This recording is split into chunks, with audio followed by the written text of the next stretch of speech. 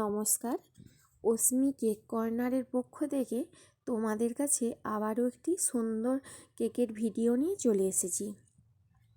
তো কেকটা ছিল আমার 1 পাউন্ডের একটা বাটারস্কচ ফ্লেভারের কেক।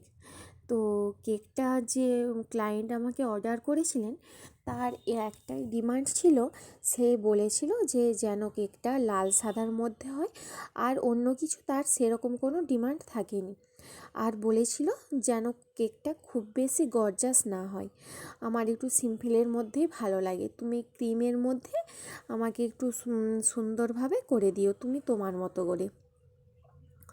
তো আমি আমার মতো করেই করেছি কেকটা। সে যেহেতু বলেছিল লাল সাদা, তো আমি লাল সাদার মধ্যেই রেখেছি কেকটা, কিন্তু নিজের মনের মতো করেই করেছি।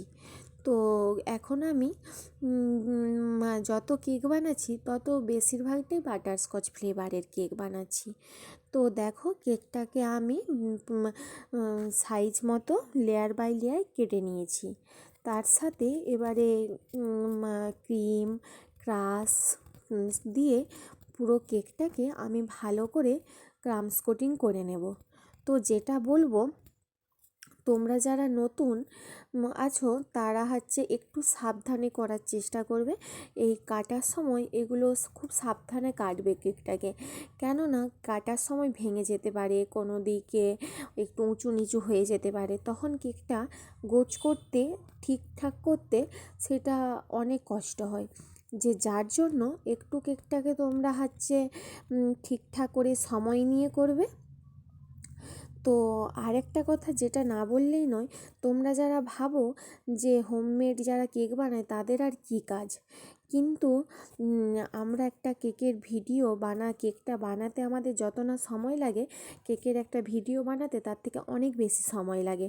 সেটা তোমরা হয়তো যারা কেক বানাও, যারা কেক ভিডিও করো তারাই জানো।